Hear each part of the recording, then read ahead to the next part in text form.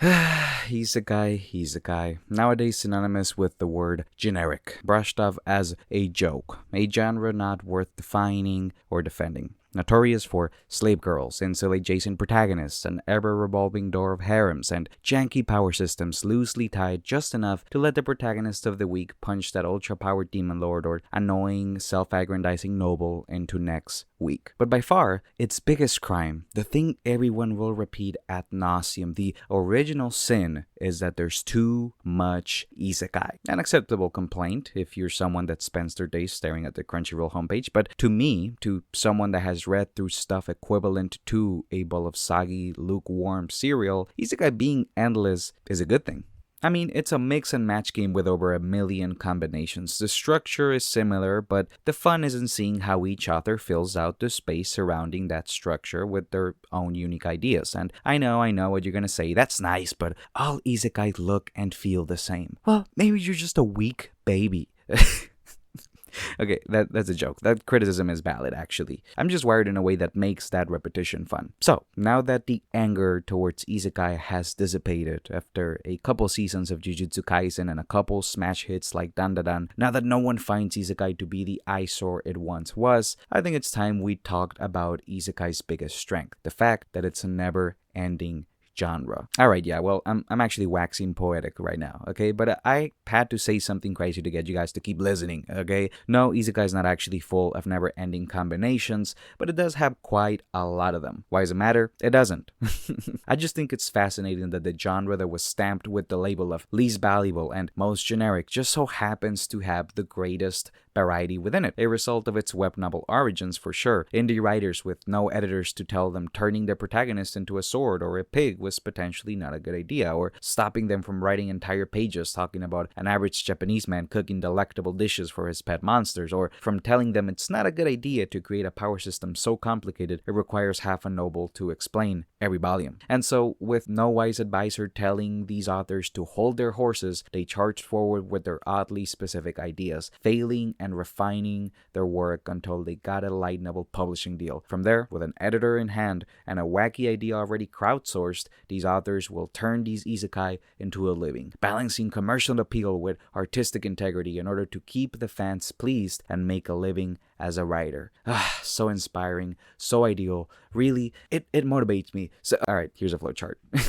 Here's a flowchart. Let's get to it, guys. That's enough selling you on the video. Here's a messy flowchart that is hard to follow and has weird labels you guys probably can't decipher without me explaining. But give me a break, alright? This is my first flowchart ever. Not even school had me doing this type of stuff, but I guess this is how I find out I got the flowchart autism and not the math one. You see, as I sat there thinking about how I would write a video about the endless combinations of isekai, I realized the best way to do so was by literally just explaining all of them. Because no one cares. Really, I can't appeal to your emotions. The fact that isekai is endless is only appealing to individuals with weird fixations. In other words, me, and maybe you if you make it to the end of the video. And so, since no one really cares, I'm free to do my favorite thing in the whole wide world, writing a list of things that I get to describe in order. Alright, let's get to it. So this flowchart is divided into 3 segments: reincarnation, transportation, and transient. Reincarnation means you were made from scratch in this other world and need to develop over time. Transportation means you arrived with your body intact, but maybe some additional powers or restrictions. And transient means you can go back and forth between this world and the other. As you can see, that one is a little more scarce. The appeal of reincarnation is getting to spend time with the protagonist. It's an excuse to trickle in the world building slowly, and it doesn't force the author to send said protagonist out on an adventure as soon as possible. The start of the adventure feels more earned. You get to familiarize yourself with their family and friends. You get to see them develop this secondary personality in this other world. And they get to have a slightly more interesting design sometimes, but sometimes they also just go with the generic one. Now, if the author doesn't want to wait, well, that's when you get the isekai with a middle schooler as the protagonist. The appeal of transportation is an instant setup and payoff. Protagonist arrives, gets his power, gets a cute girl, takes off to go fight whatever comes his way. This is what you read when you want a quick fix, because you know the protagonist will be fighting a final boss type of dude with his newly formed party of cute girls by the end of the volume. Though this can also be flipped on its head, like ReZero, where Subaru is technically stuck in around the same starting place for a couple volumes, or Shield Hero, where the protagonist is not the hero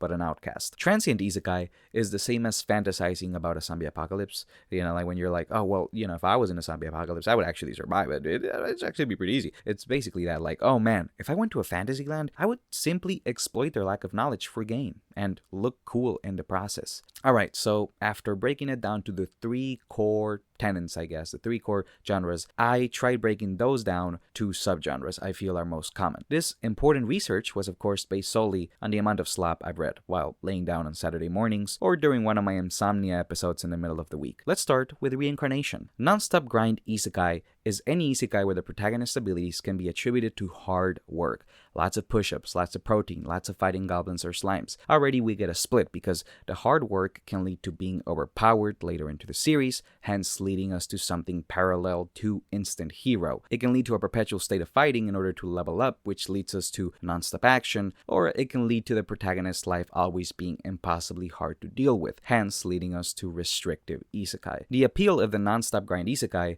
is that if the protagonist becomes overpowered, it feels justified because they put in the hours. If he doesn't become overpowered, then the world feels more gritty and realistic. We empathize more with this weak human that falls but gets up again. Reincarnation isekai also tend to have more thoroughly fleshed out rules because we spend more time with the protagonist as he gets his power-ups. The next subgenre is monster isekai, and this one's simple. You get reincarnated as a monster, slime, skeleton, goblin, fenrir, pig, you name it. These are made for a variety of reasons. It's easier to turn a monster bad or morally gray. It's easier to turn the monster into the sidekick of a cute girl. It's easier to make the protagonist look cool. It's easier to sell volumes when you combine cute monster and cute girl in a cover, many such reasons. Yes, the appeal usually are the powers and restrictions set upon said monsters. Rimuru is a great example. Even though he eventually gains a humanoid form, the core of his powers is always related to slimes, or at the very least other monsters that exist in his vicinity. Now let's circle back to the sub-genre of restrictive isekai. Restrictive isekai is what the name says. There are rules the protagonist cannot break. A stopgag. A way for the author to keep himself from writing our protagonist into demigod territory by the 3rd volume. It also means a more robust power system because there are more rules. That means the author has to write in ways for the protagonist to circumvent those rules. This can be as lighthearted as In Another World using landmines, where the usual cheat skill has a downside with a side effect of death. Or go as autistically descriptive as Hell Mode, in which you need a notepad at your side just in order to keep up with Alan's crazy shenanigans. Restrictive isekai is loosely connected then to video game isekai. Isekai that is, well, based on a game played by our protagonist before he was reborn or transported. Usually the appeal of this type of isekai is that the rules are a lot more defined and the monsters and characters can get a little more goofy. The fun is in seeing whether the author will keep to the game rules or pick them apart as the series goes along. Now, this one isn't based on a game, but a great example of the gamification of the power-up system is Kumako from So I'm a Spider, So What. The first few volumes have her going through different levels and fighting different monsters, all while getting stronger, smarter, and getting cool spider-related power-ups. Finally, the last subgenre in our first umbrella is atonement isekai, the most logical one. Why would one need to be reincarnated? Well, it's so you can shed your old skin, start anew, reflect upon the life you led, and try to course correct in this amazing second chance you've been granted. Thankfully, Mushoku Tensei hit the mainstream a while ago, so I don't have to explain this one that much. Now, atonement isekai can also take more meta tones. Take, for example, the subgenre of rewriting the plot isekai. I know that doesn't really roll off the tongue. Okay, I couldn't really come up with something better. Get off my back, damn.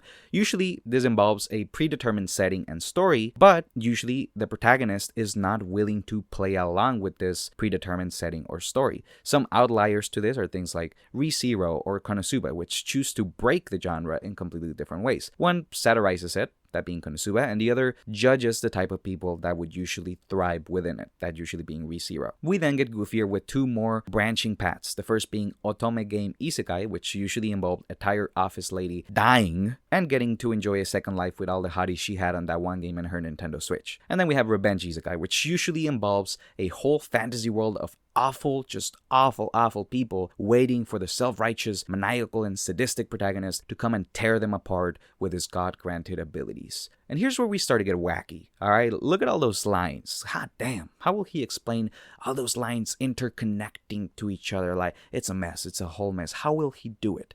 Well, by leaving it for later. All right, let's keep going. Let's ignore that mess for now.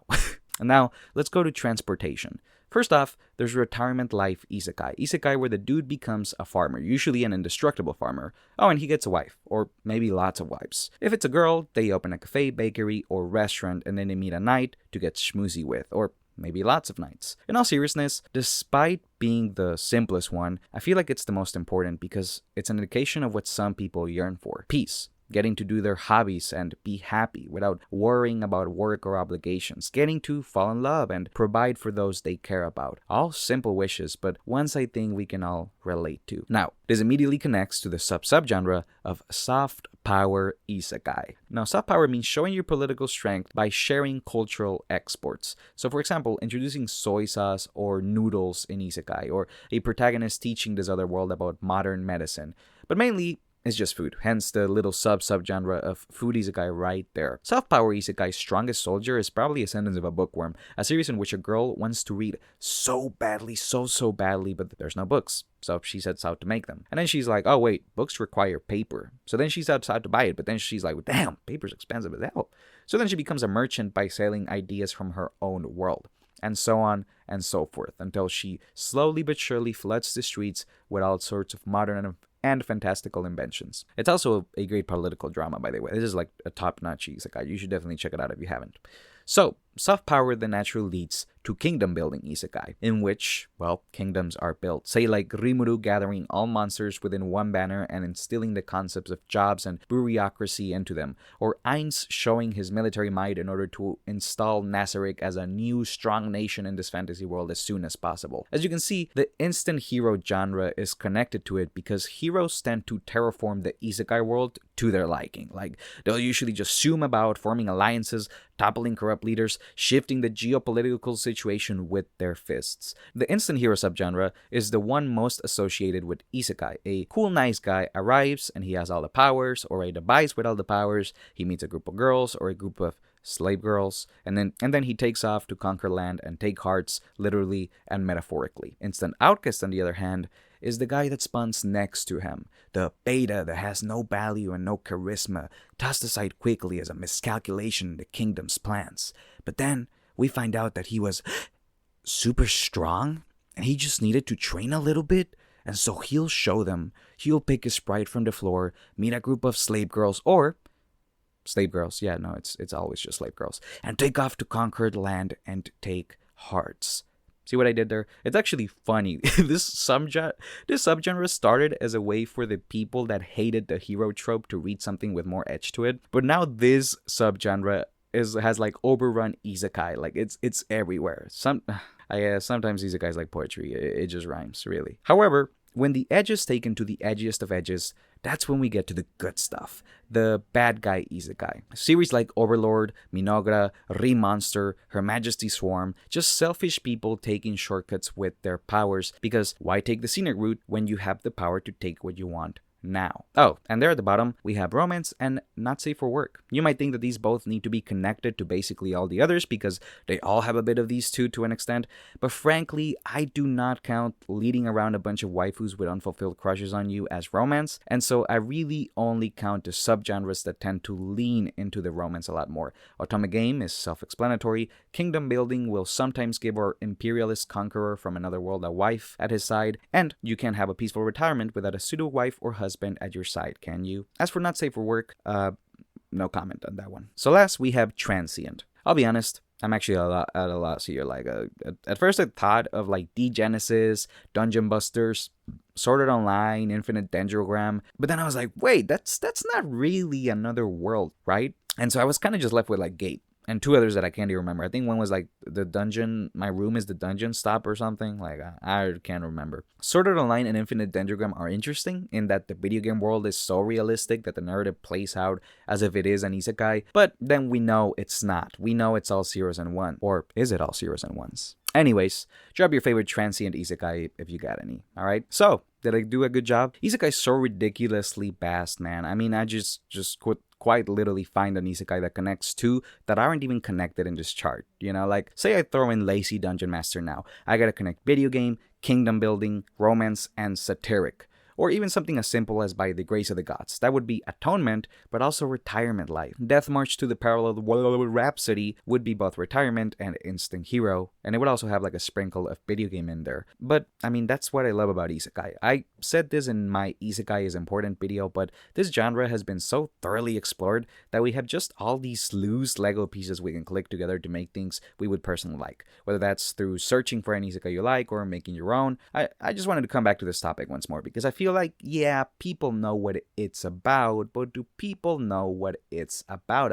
Like, yeah, you can say like this is all just ends up as a poorly animated anime, but that's the anime. I just know you don't read when you say that, alright? Because Isekai light novels, even manga, are super fun and quick and fairly robust in their foundations. Now, this flowchart would be never ending if I mentioned every single subgenre, but I know there are some left out, so just feel free to leave your favorite type of Isekai in the comments below, or just your favorite Isekai series in general, right? I'm sure I'm going to see a whole lot of like re-zeros and stuff.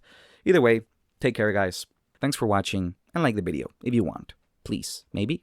It'd be nice, I guess. Alright, bye.